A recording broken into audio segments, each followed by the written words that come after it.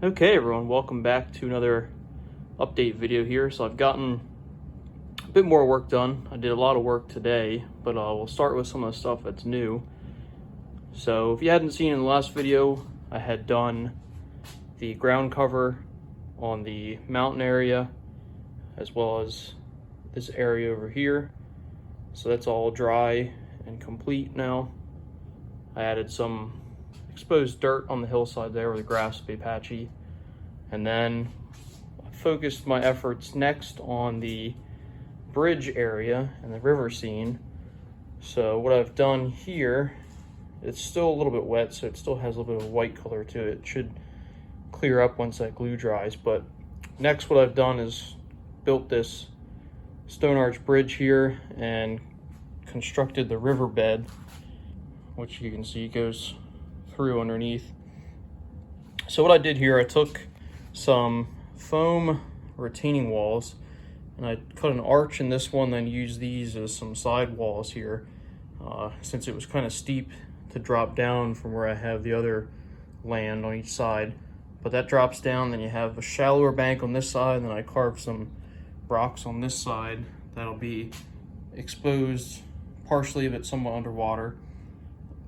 And then I used some natural gravel, some tile grout mixed in different dirt colors, and then some natural rock, and filled in the riverbed. And this will eventually get some epoxy poured into it, and I'm going to tint it like a slightly off green black color for some water. That way it's a little bit opaque the deeper it is. But I'll pour the epoxy over top this riverbed and then finish off with a gloss Mod Podge on top that I'll add ripples into to make it look like the water is flowing. So I shaped this with Sculpt-A-Mold, and then I have a little bit of an island in the middle here where the oh, this is still wet here. I gotta make sure it's glued down better, but I have it split into two here, and then it'll go underneath the bridge. And then let me jump over to the other side and show you that.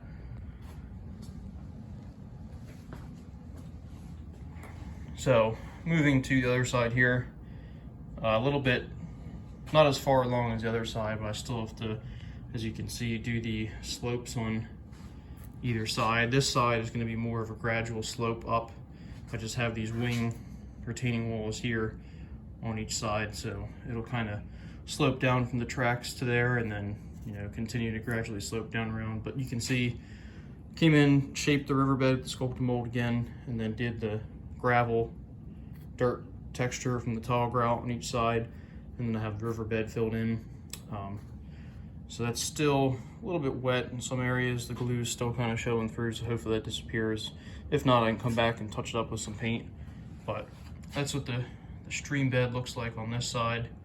And then, like I said, I made the stone arch bridge out of those foam retaining wall pieces. And then for the inside, I just took some, I don't know how well you're gonna be able to see it, but I took some foam and filled in like some bridge abutments and painted them black, so you really can't see in there anyway. But that's what's new there. I actually ran out of Sculpt-A-Mold, or else I would have continued and finished the two sides of the riverbed there, as well as filled in back here to meet up with the scenery that's already complete. So that's what's new in this area with the river scene. And then I also just did a general cleanup of the whole layout area, just so it's not as messy down here. So another thing that you might notice that's new, all along this back wall, I've gone in and added some trees.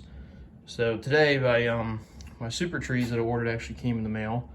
So I was able to make a lot of SuperTrees today and get them put in. So let me just give you guys a slow walk by of all the trees that have been put in. I think the trees have really made the scene come to life here in the back. So you can see I did all the way up to the wall there, and then if I pan across here, I did all along this back wall, randomly filling in trees to blend it in. So I stopped just before the tunnel there. I still do have some trees left here, so I got their value pack of the material. I didn't get the big pack, but I got the smaller one. I believe it's like the quarter bushel, I think it is, but whatever the cheaper one is, it's the value pack of the material. Then I got a few different colors of the leaf flock. I think some of it's the Hecky brand, some of it was SuperTrees, the Scenic Express brand.